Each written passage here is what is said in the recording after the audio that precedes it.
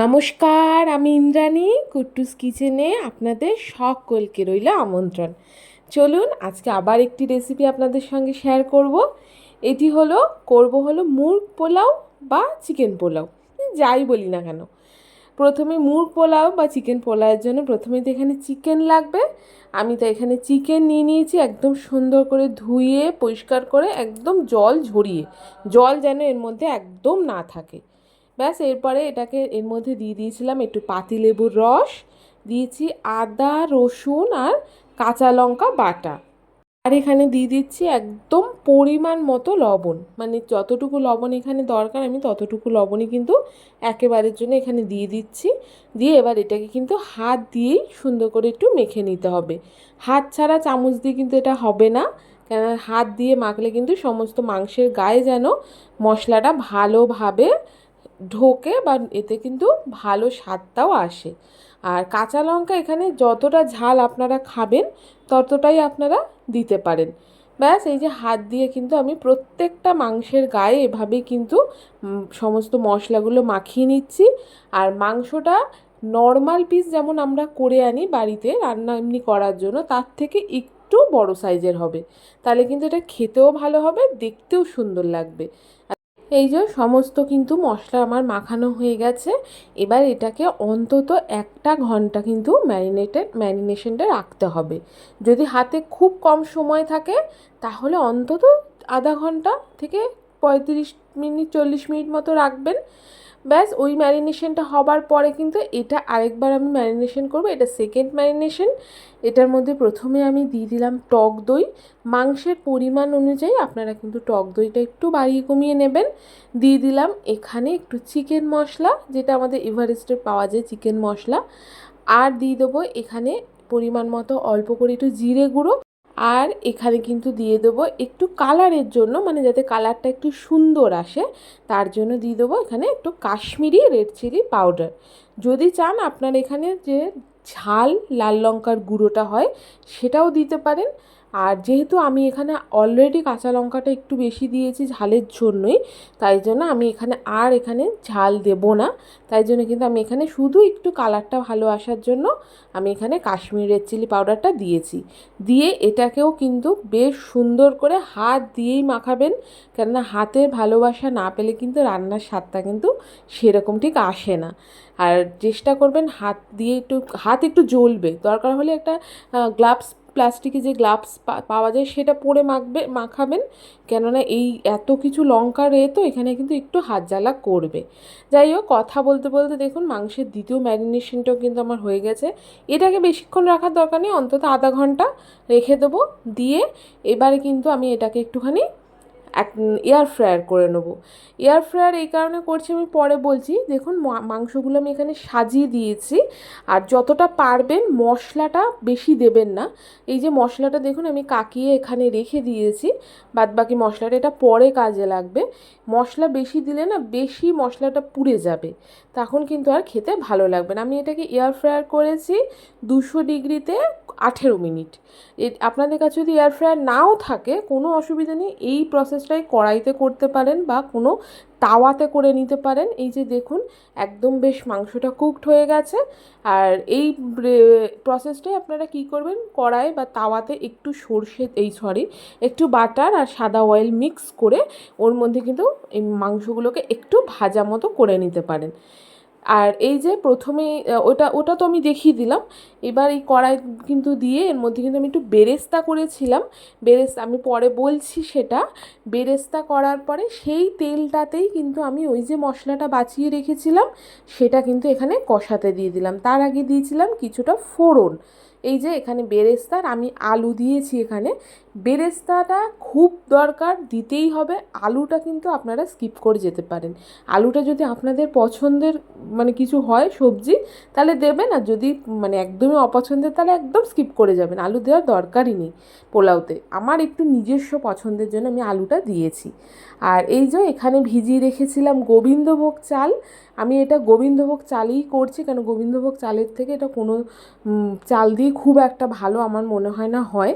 আর গোবিন্দভোগ চালটাকে আমি ধুয়ে সেটাকে একদম জল ঝরিয়ে নিয়েছিলাম যাতে এক ফোঁটাও জল না থাকে। এই মশলাটা কিন্তু কষিয়ে নেওয়ার পরে তারপরে কিন্তু আমি দিয়ে দিয়েছিলাম গোবিন্দভোগ চালটা, দিয়ে এটাকেও কিন্তু খুব ভালো করে মশলার সঙ্গে একটু ভেজে নিতে হবে। মশলাটা এই কারণে কষিয়ে নেওয়া হয়েছে কারণ ওর মধ্যে যদি আদা রসুনটা রয়েছে, তাই জন্য ওটাকে একটু কষিয়ে নিয়ে তারপরে কিন্তু চালটা দিতে হবে। আর এই যে দিয়ে দিলাম এখানে 3 কৌটো জল। আমি যে কৌটোটা মেপে চালটা নিয়েছিলাম তার দ্বিগুণ জল। আমি এখানে 1.5 কৌটো চাল ছিল আমার, তাই আমি এখানে 3 কৌটো জল দিয়েছি।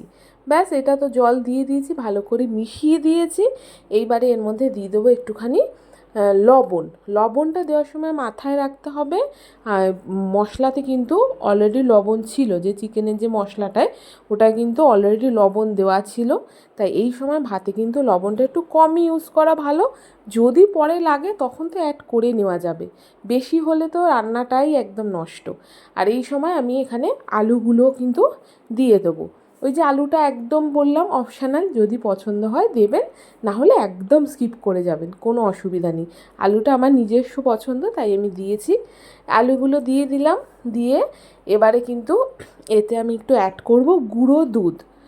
এই যে দেখুন সবে ফুটছে জলটা, এই সময় আমি এখানে একটু গুঁড়ো দুধ অ্যাড করছি। আপনাদের কাছে যদি গুঁড়ো দুধ না থাকে তাহলে আপনারা এখানে লিকুইড দুধেরও ব্যবহার করতে পারেন, সেখানে কিন্তু পরিমাণটা আবার একটু অন্যরকম হবে, আমি বলে দিচ্ছি এটাও। এই যে প্রথমে এখানে দেখিয়ে দিই গুঁড়ো দুধ দিয়ে কিন্তু এটাকে ভালো মতো মিশিয়ে নিয়েছি।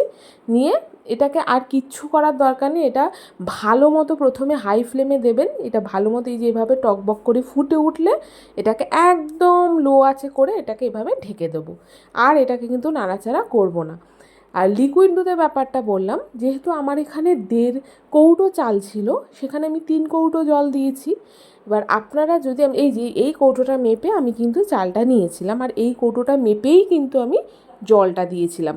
তাহলে যেটা বলছিলাম 1.5 কৌটো চালে 3 কৌটো জল, সেখানে আপনারা 1.5 কৌটো জল দেবেন, 1.5 কৌটো দুধ দেবেন। যেহেতু দুধটা লিকুইড, বা 2 কৌটো জল দেবেন, 1 কৌটো লিকুইড দুধ দেবেন। দুধের মাপটাও কিন্তু এরকমই হবে। আর এই যে প্রায় 10 মিনিট এটাকে দমে মানে পুরো ঢাকা দেওয়া ছিল। তারপরে ঢাকনাটা তুলে আমি এখানে কিন্তু যে চিকেনগুলো রেডি হয়েছিল আমার, সেই চিকেনগুলোকে সাজিয়ে দিলাম, আর ওপর দিয়ে দিলাম বেরেস্তা। এই বেরেস্তা ভাজাটা আপনাদের আর দেখালাম না, শুধুই অযথা ভিডিওটা লম্বা হবে, কারণ বেরেস্তা ভাজা সবাই পারে, তাই এটা আর আমি ভিডিওতে দেখাইনি। আর এই যে ওপর দিয়ে দিলাম সুন্দরভাবে, পুরো কভার করে দিয়েছি বেরেস্তা দিয়ে। এইবার দেবো কিন্তু আসল জিনিস, সেটা হলো ঘি। পোলাওতে একটু ঘি না হলে না একদমই ভালো লাগে না। যেটুকু দরকার সেটুকু তো রান্নায় দিতে হবে বলুন। আর তাই জন্য আপনারাও এখানে খুব সুন্দর করে দরাজ হাতে একটু ঘি দেবেন, ভালো লাগবে খেতে। এই যে ঘি দেওয়ার পর এটাকে কিন্তু আবারও আমি 10 মিনিটের জন্য এইভাবে একদম লো আঁচে এটাকে বসিয়ে রেখেছিলাম। 10 মিনিট পর আমি ঢাকাটা তুলে আমি একটু মিশিয়ে নিয়েছি আলতো হাতে, যাতে চালটা বেশি না ঘেটে যায় ভাতটা। ভালো করে আলতো হাতে মিশিয়ে নিয়ে আমার মনে হয়েছে এখানে একটু ঘিয়ের পরিমাণ আমার কম লেগেছে, তাই আমি অল্প করে এখানে ঘি দিচ্ছি। দিয়ে এটাকে কিন্তু আমি বেশি আর নাড়াচাড়া করব না, এটাকে কিন্তু আবারও আমি 5 থেকে 10 মিনিটের জন্য স্ট্যান্ডিং টাইম দিয়ে দেবো। স্ট্যান্ডিং টাইম, এখন কিন্তু ফ্লেম একদম অফ করে দেবো, কারণ আমার ভাত একদম রেডি হয়ে গেছে। আমি একটুখানি খেয়ে দেখেছিলাম, নুনটাও ঠিক আছে, সব পারফেক্ট, তাই আমি এটাকে কিন্তু এবার স্ট্যান্ডিং টাইম দেবো অন্তত 10 থেকে 15 মিনিট। গোবিন্দভোগ চালে যাই করি না কেন, মানে করবেন না কেন, তাতে যদি স্ট্যান্ডিং টাইমটা ভালো হয় না, রান্নাটা অটোমেটিক ভালো হবে। এই গোবিন্দভোগ চালে একটাই মানে ফান্ডা, স্ট্যান্ডিং টাইমটা ভালো হতে হবে, আর জলের মাপটা, তাহলে কিন্তু আপনার চাল মানে পোলাও হোক যাই হোক ঝরঝরে হবে।